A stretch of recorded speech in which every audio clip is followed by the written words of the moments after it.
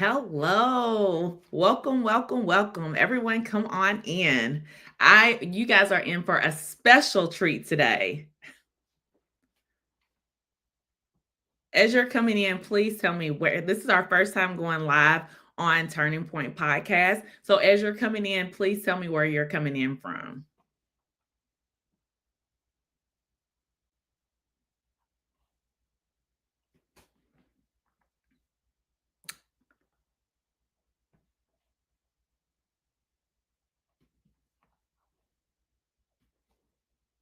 All right, so let's just go ahead and get started. Okay, today you guys are in for an amazing treat. I have the Umbridge, from TikTok on as a special guest today. And for you all that do not know her, let me properly introduce you with one of her TikToks.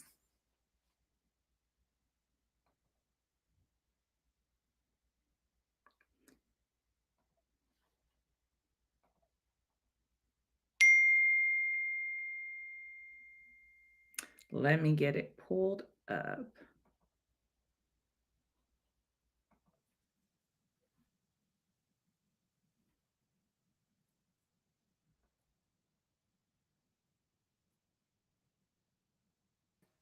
Now, I don't know if it's legal or not. Let me back it up.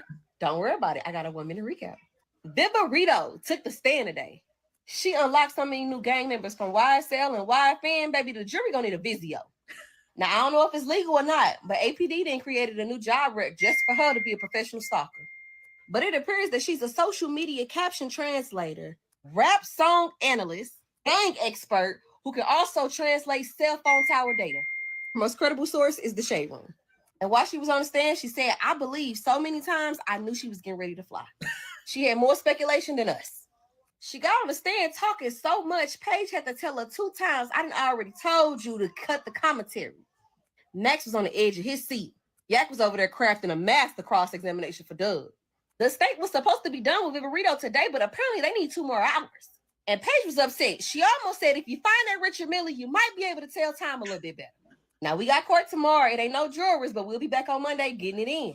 And if you need to watch my... Free the jury. Everybody...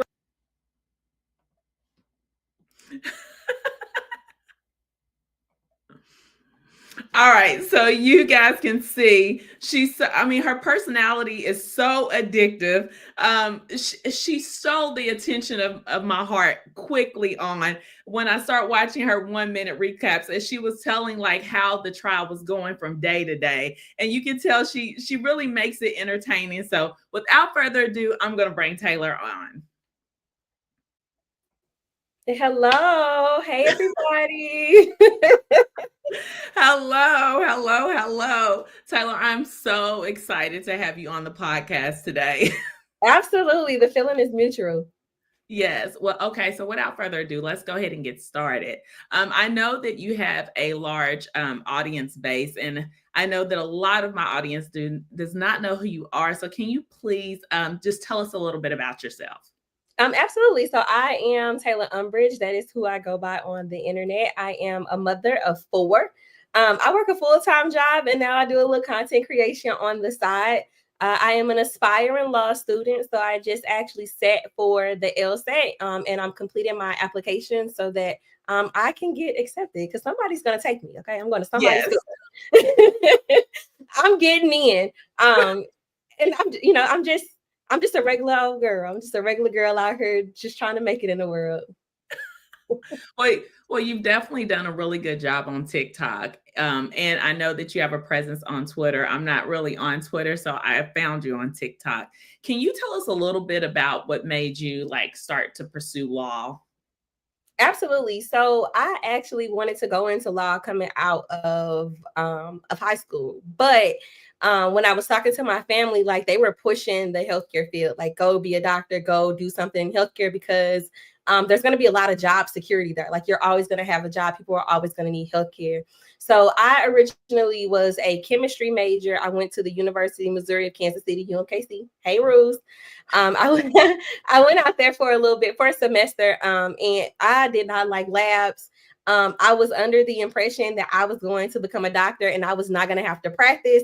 And then I just kind of continued to pursue that. I was on and off for a while because, as I said, I have 4 kids. My oldest is my stepdaughter. She is 12.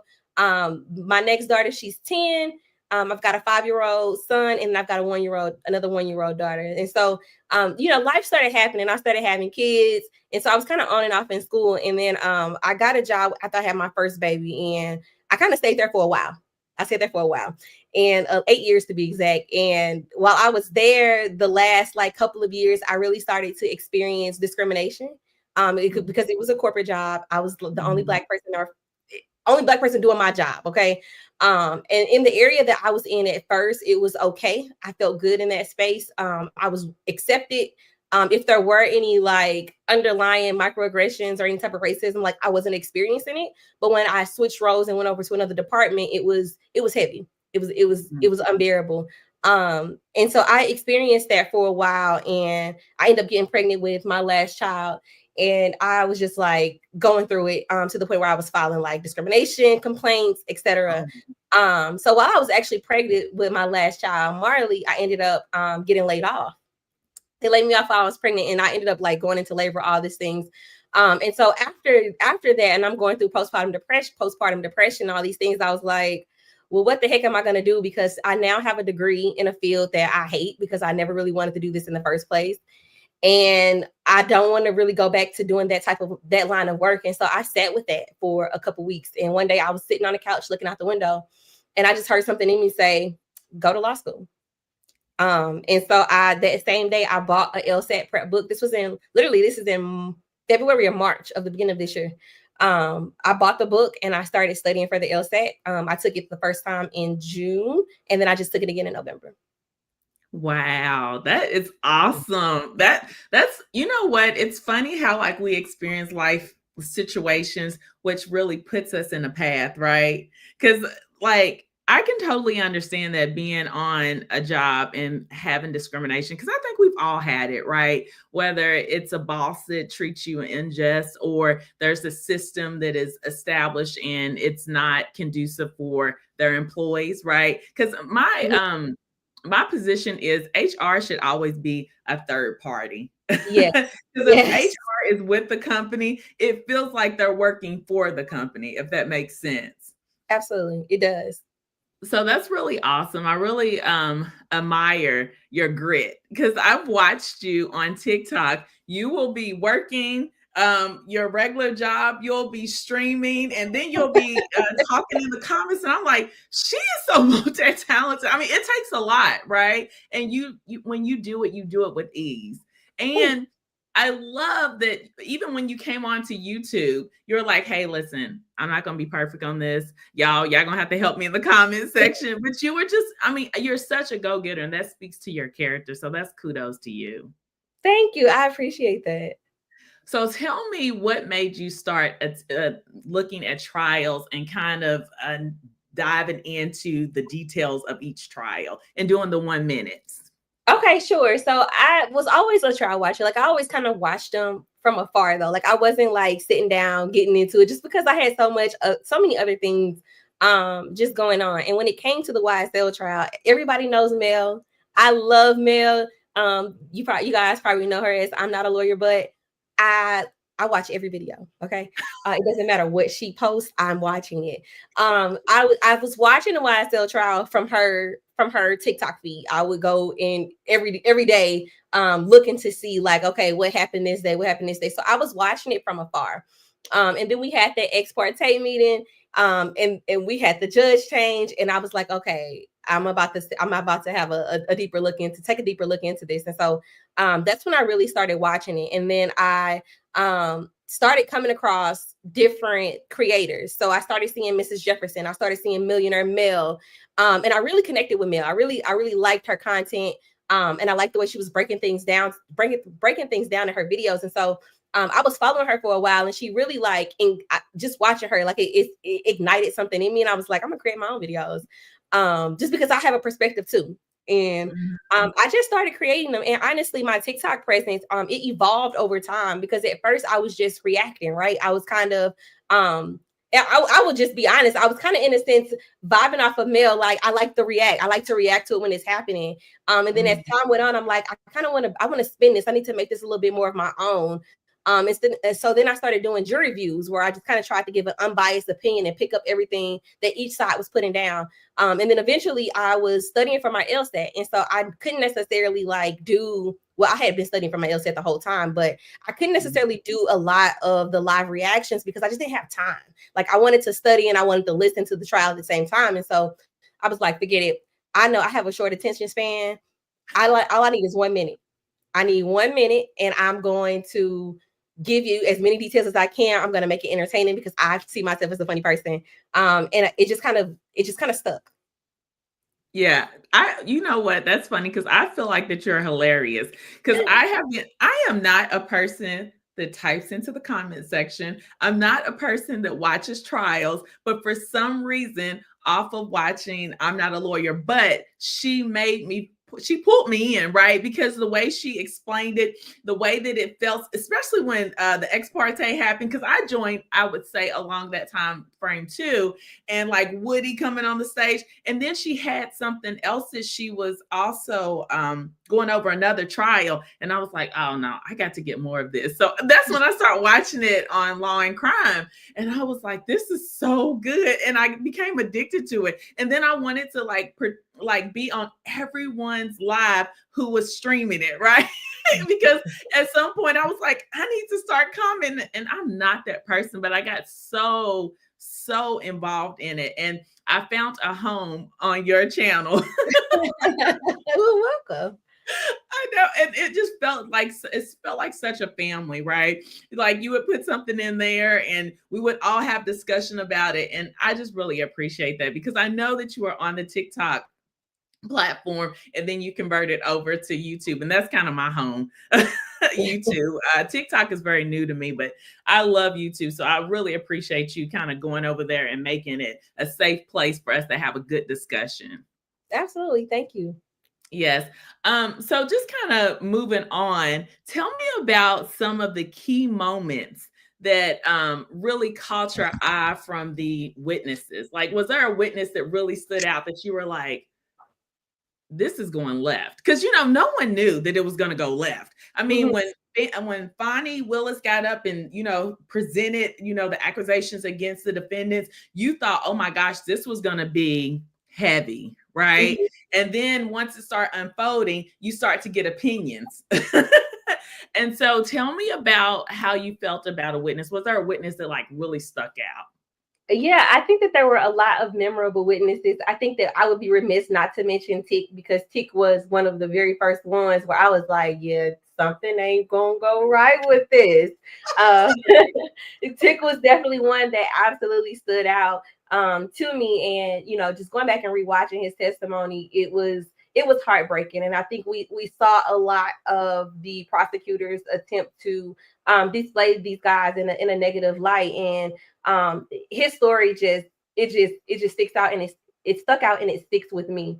As far as like other witnesses, I would say that when I became like heavily invested, everybody knows Woody, but my MVP is gonna go to Woony Lee all day long. I said it once, I said it before. Woony Lee, he was the turning point in this case, and I don't know if he did it intentionally or unintentionally, but he was remarkable. He presented himself very well. He was following, he was reading the room.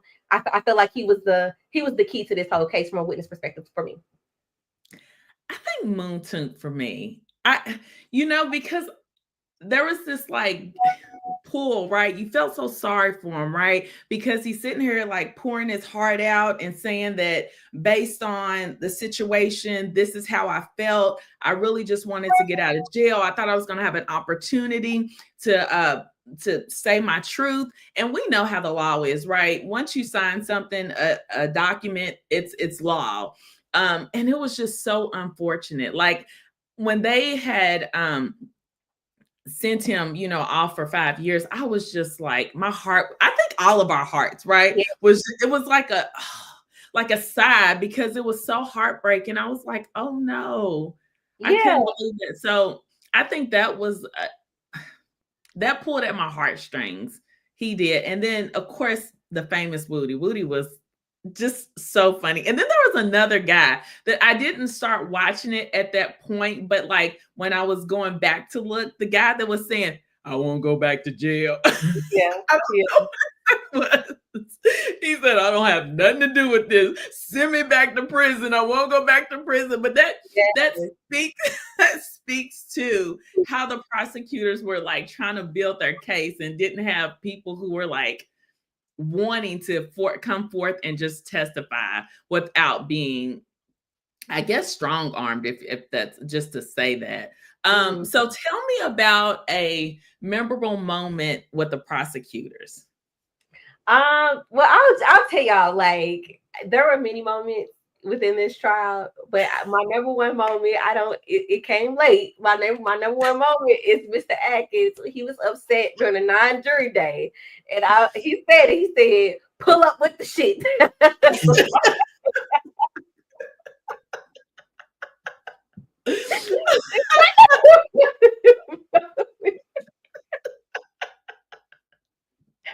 I'm sorry, Mr. Atkins. I think that you were a phenomenal prosecutor. But when you read that message, or I'm sorry, when you read that transcript to say what he said, I'm sorry. It took me out. It took me out. Um, but I'm gonna give an honorable I don't even want to call it an honorable mention, but I'll definitely give another mention or another moment to Judge Whitaker when when they were explaining what was going on, kind of around the same time, and Whitaker's like, it don't seem like they got no money, like.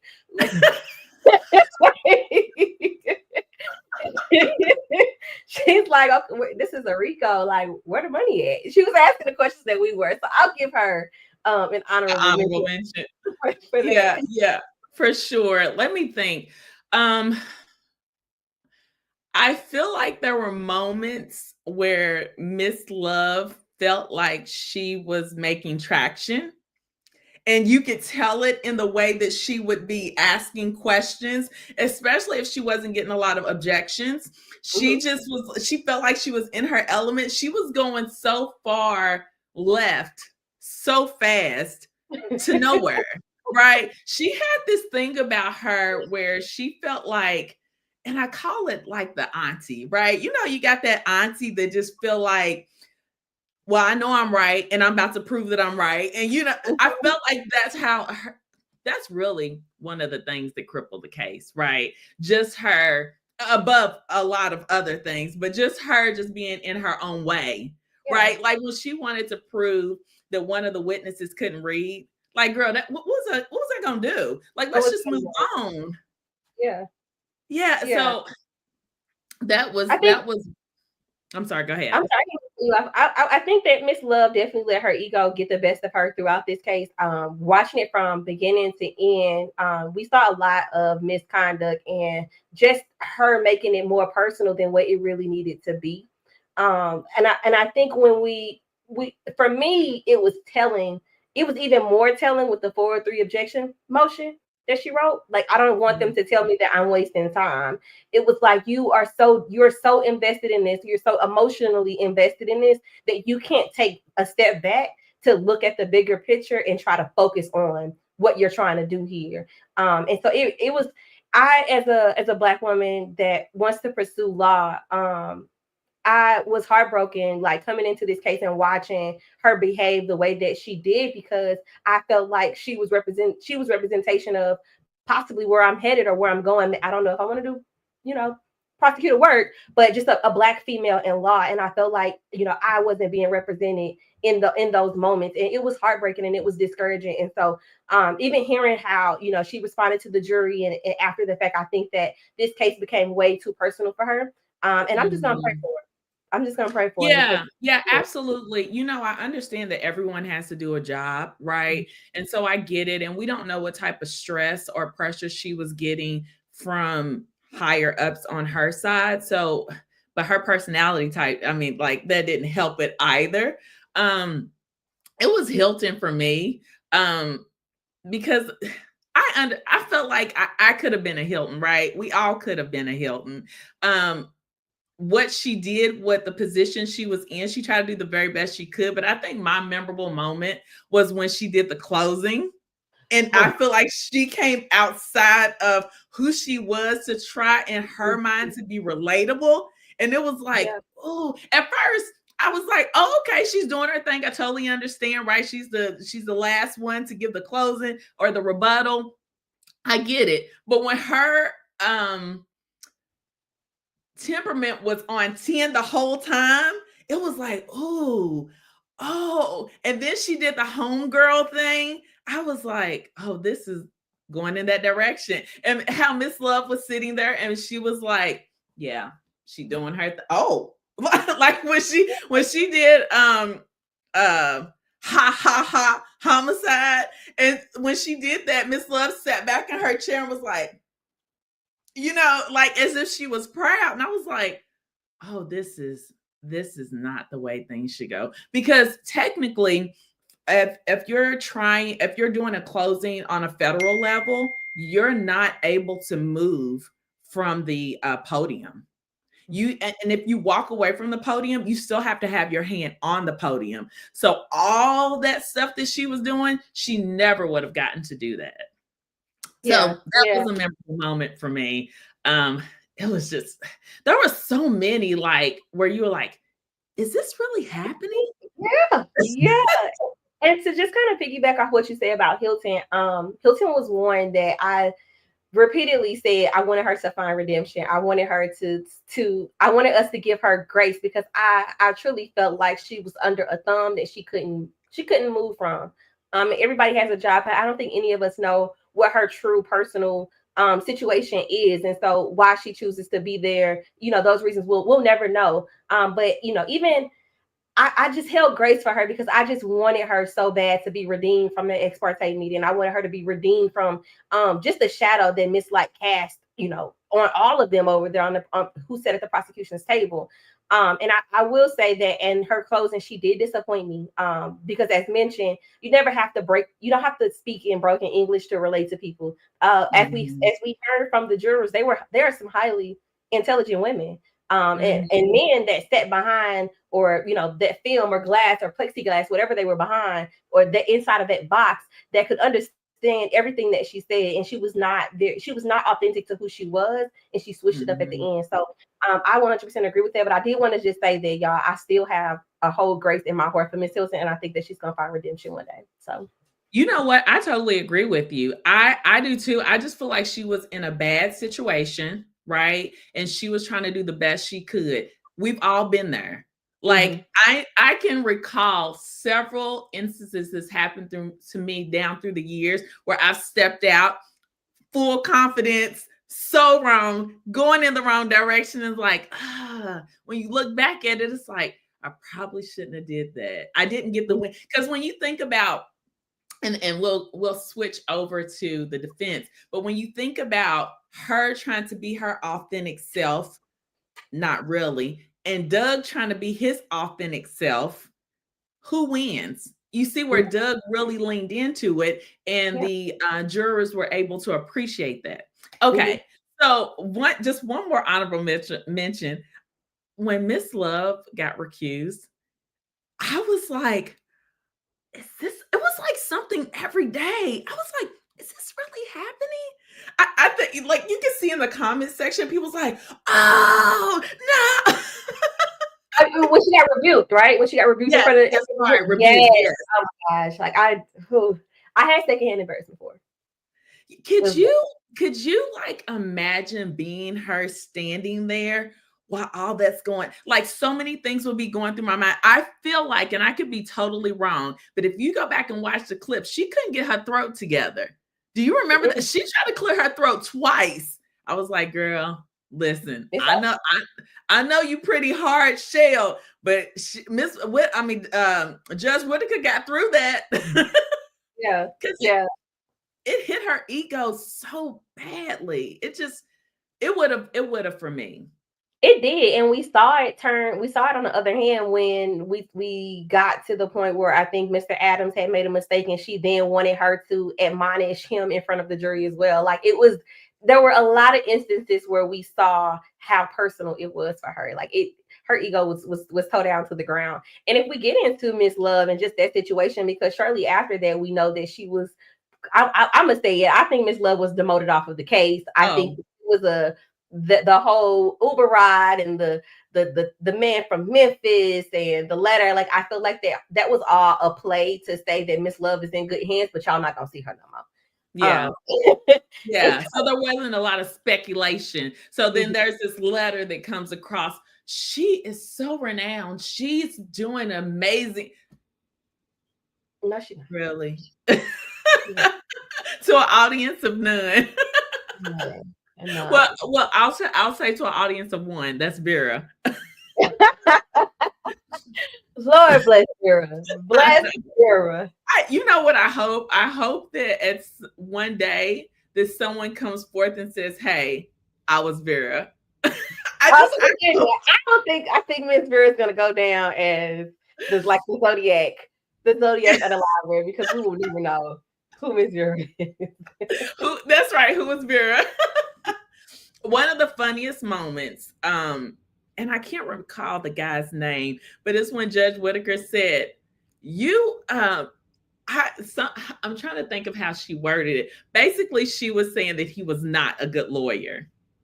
Do you remember? She called him a she. Oh, Mr. Brown. Yeah, honey. Yes. I don't think we saw Mr. Brown no more. And I think he's an assistant DA down there in their office, if I'm not mistaken. And yeah, Mr. Brown got to stop. I think I mean, you could tell that he's working up underneath Miss Love, and she probably slid him a few questions too.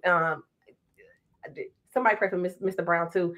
I think they have to get under good leadership because you are reflecting of your leaders, and if your leaders aren't preparing you to go to trial and giving you the right type of experiences, I think that it comes off, and I feel like we saw that with Mr. Brown. Yeah, and you know one thing about Mr. Brown, he was quick and to the point, and the jurors really liked him. The ones that were interviewed, they spoke highly of him. They said that he was very to the point. He asked the questions, moved on.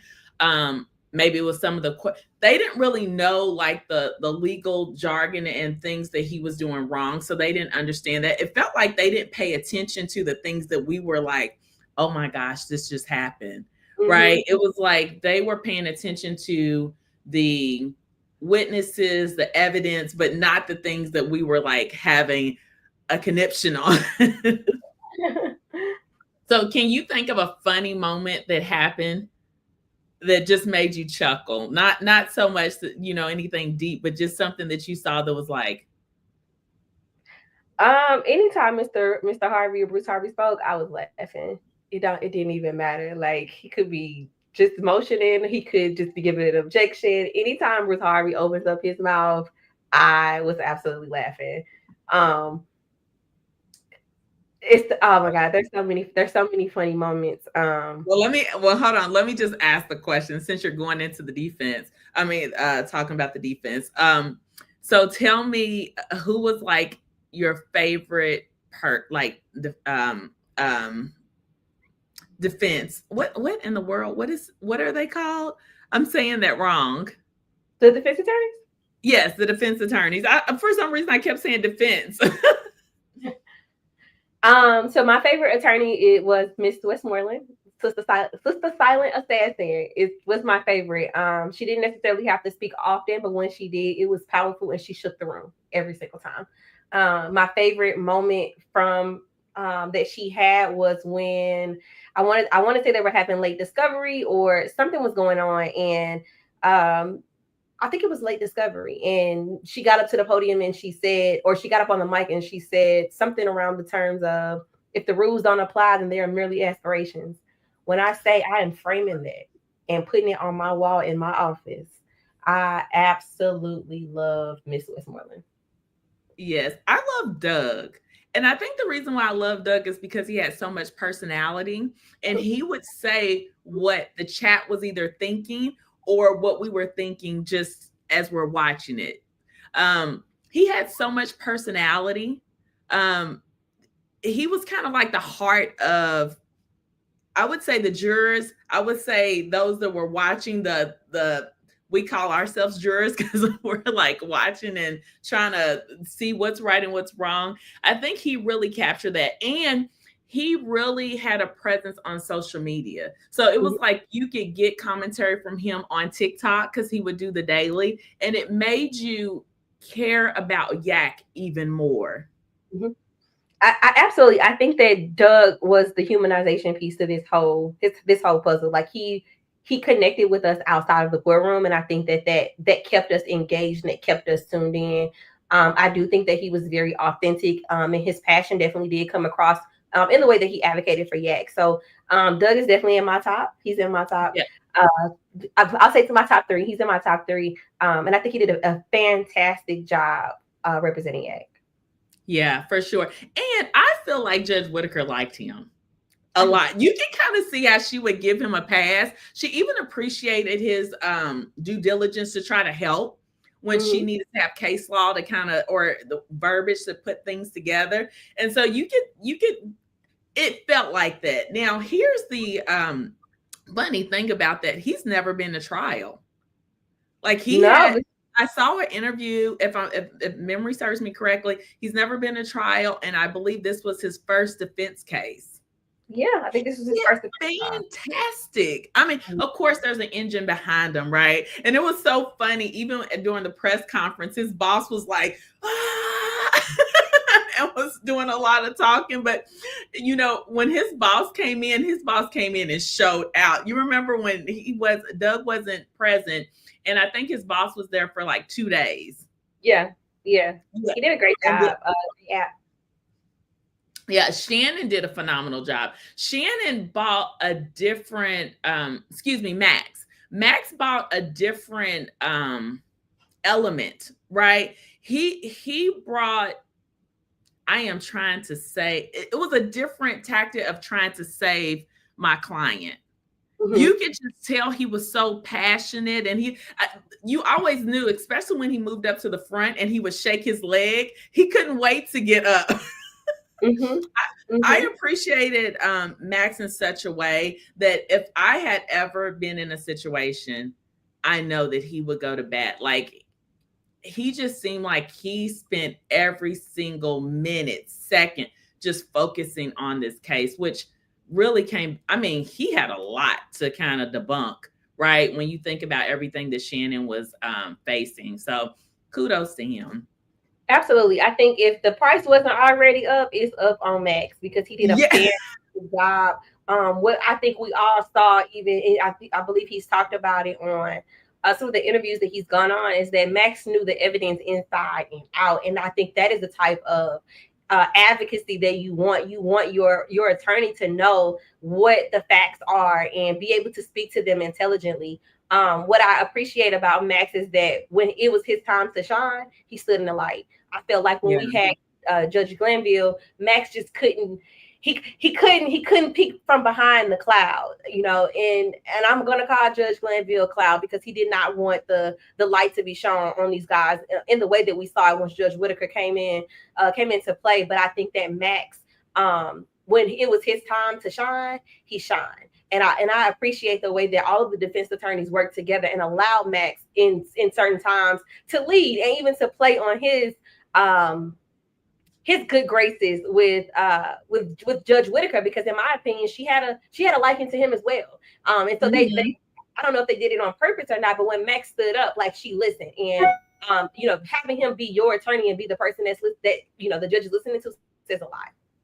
Yeah, no, I totally agree. I really like how the defense worked together. I saw a clip where Doug was showing where they would all huddle into this really anorexic room. And he said it smelled like a men's locker room, but just how they were able to come together, work together for their clients, it was very commendable.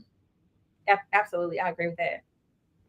So with all of that being said, tell me, what part of the law do you want to practice in after seeing all of this? Honestly, I'm still kind of undecided just because I want to be able to get the experience. So I plan on taking full advantage of the clinics whenever I do get into law school to kind of see which areas are going to be a good fit for me. Um, if going in blindly, I think that I want to do criminal, constitutional, and probably personal injury. Gotcha. So talk a little bit about the clinics, because for people that don't know what that means.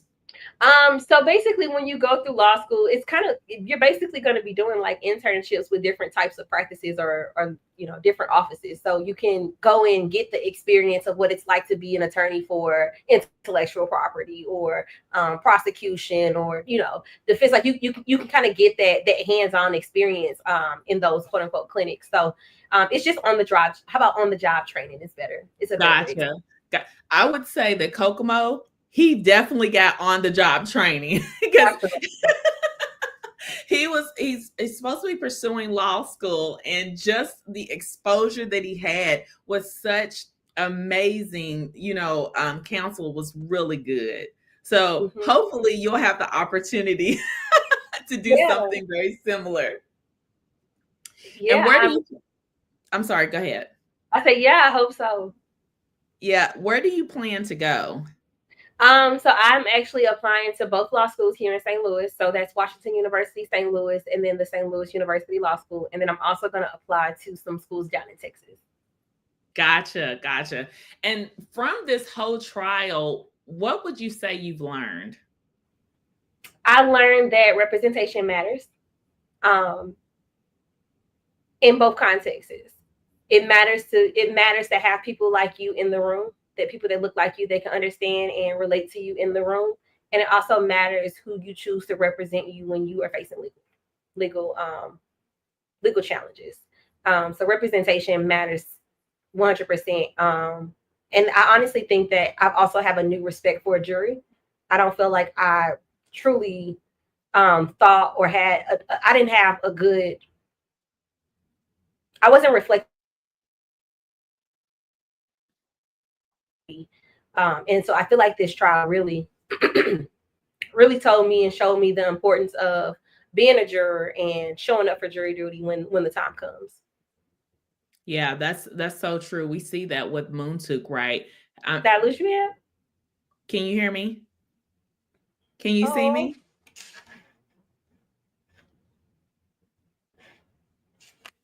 Can you see me?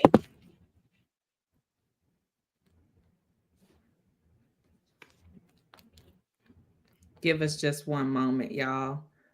Let's see.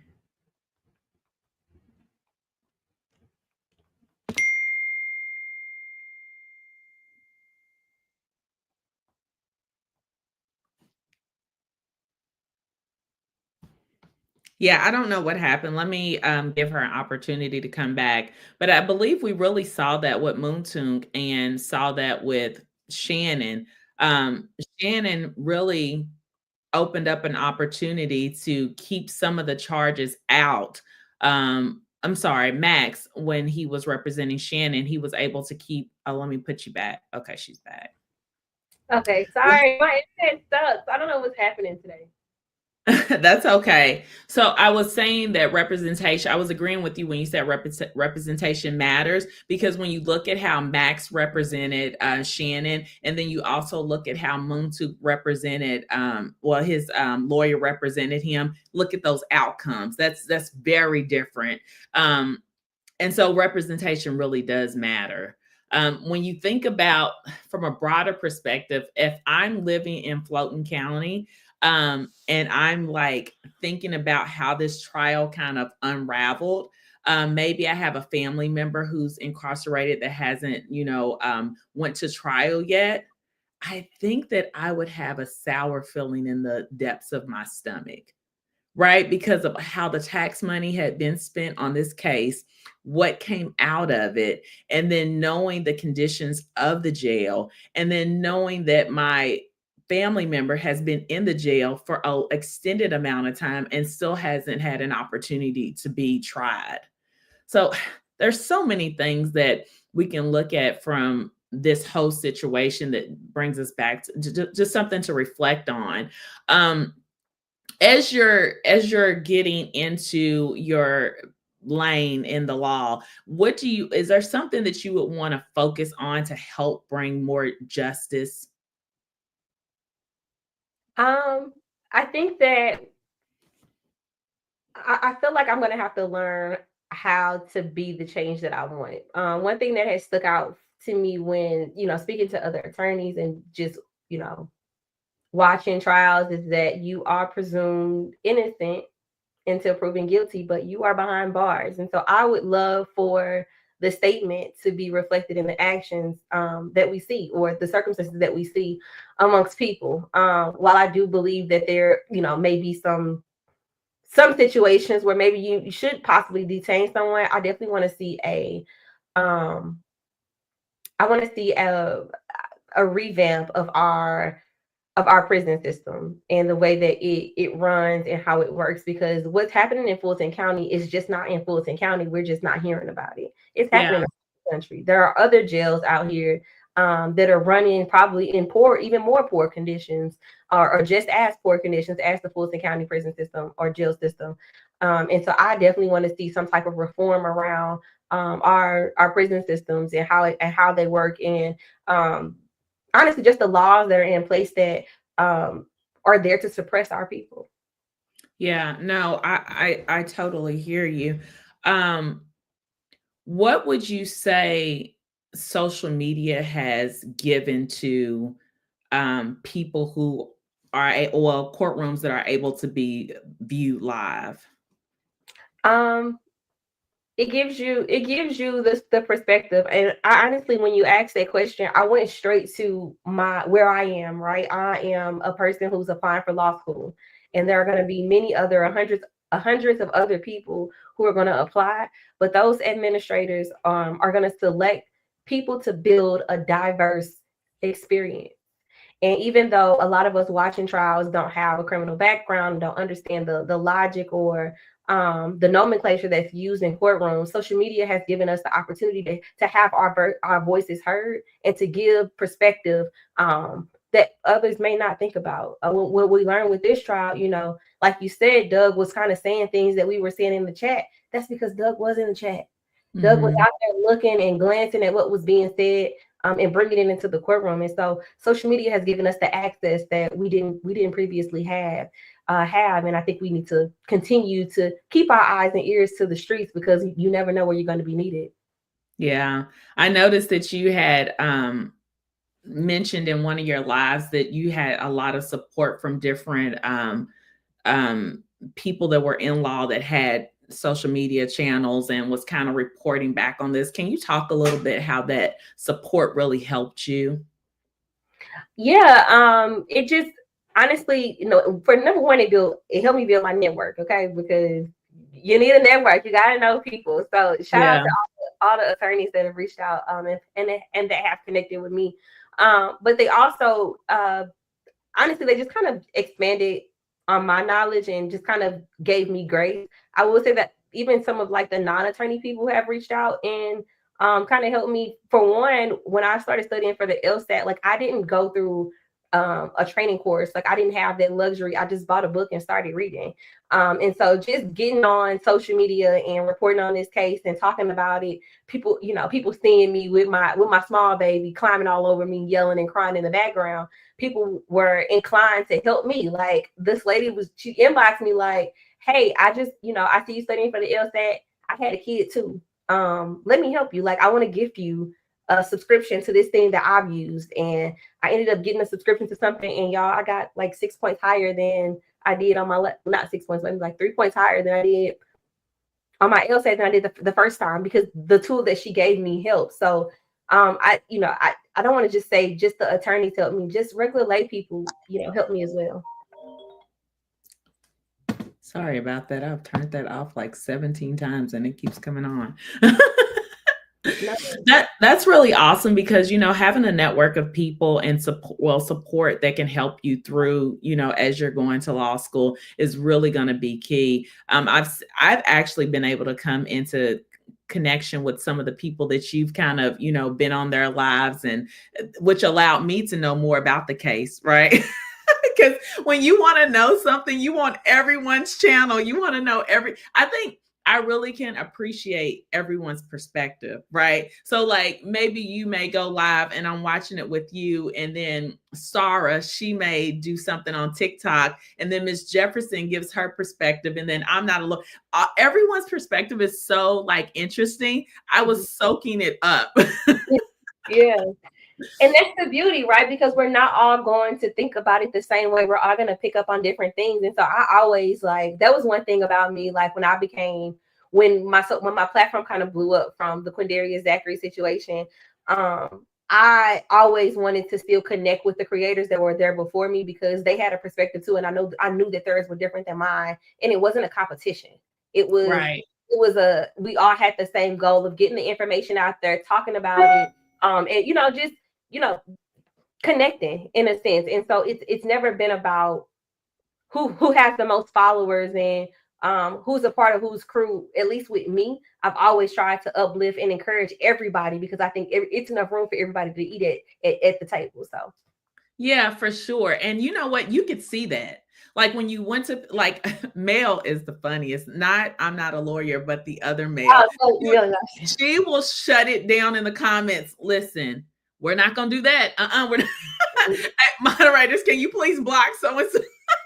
Which keeps the order, right? And it keeps everything cohesive and everyone being respectful in the comments. And even with you guys just like jumping on each other's lives. Like I love that. I think Kayla Bumpus, Miss Jefferson, and Mel, they do like a Wednesday thing. And I mean, it is so funny. I'll be washing dishes or cooking food and just kind of listen to that and cracking up, because it feels like your cousin, your sister. It feels like a family member just having dialogue about something that you commonly have interest in. absolutely. All right, so I think that we've chatted for a little while, so I don't want to keep you too long, because I know that you have to finish the case that you're on. So can you tell me what trial you're looking at right now? Absolutely. Right now, we are watching the Ole Miss murder trial. It's about a student. His name was Jay Lee. He was reported missing on his mother's birthday, and then his parents later asked to have him declared as deceased. The person who was on trial is a person who is or has been proven that had a down low relationship with Jay Lee. And what we know from the case is that Jay Lee met up with him a couple times in the night, and then he just kind of vanished off the face of the earth. So right now we are in verdict watch, and we are waiting to see what the jury thinks. Whew, that sounds heavy. There's a lot that went out. It was a lot, y'all. So as we wrap up, can you tell me or tell the audience, what advice would you give to them for anyone that is either a trial watcher or someone that could potentially be in a situation where their case is being shot live?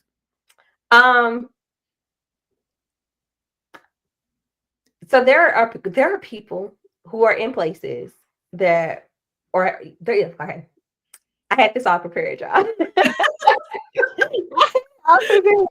Okay. First and foremost, you need to make smart and concise decisions. If you are a person who you're actually sitting in a courtroom, you're fighting something, you really do need to understand that there are people in places who will throw your life away, and they will do it without a doubt to get another notch on their belt, or to get another stripe on their shoulder. So it is very important that you, one, know your rights and you advocate for yourself. Do not speak to the police without representation. Don't do it. I don't care if you did it, if you didn't do it. Do not talk to the police. If you are a person who, or maybe on the other side of this situation, take your rehabilitation seriously. Please seek the help that you need. We are not living in the 90s where nobody want to talk about going to a therapist. Go see somebody. Go talk to somebody. If you need help doing outreach or connecting with your community, go to your local Boys and Girls Club. Go to the YMCA.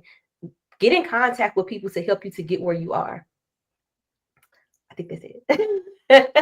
I love that. That's really good advice. I think that I think about thugs situation, right? Like that whole group of people, they were in poverty, they had challenges, they were trying to do what they could to try to, make ends meet and try to, get themselves out of their situation.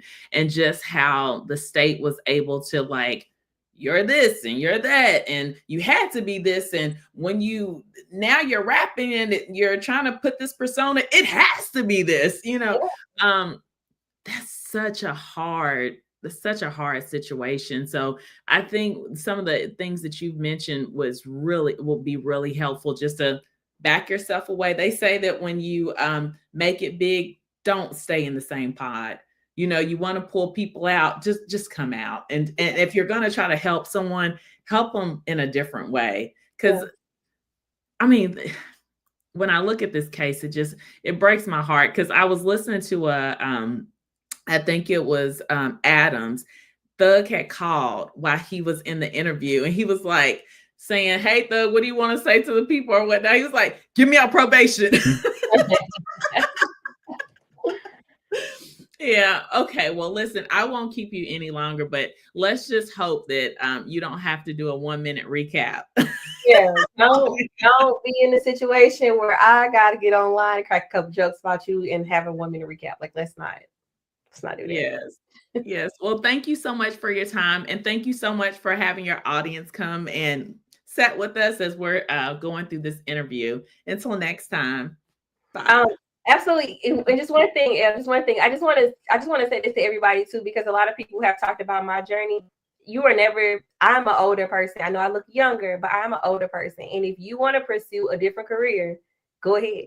Don't let age stop you. Don't let your family life stop you. Having kids, any of that. If you have a goal or a dream, attempt to achieve it. Okay. And if I need all of Taylor Gang right now to go follow our girl, Miss Ebenezer, right now. Okay.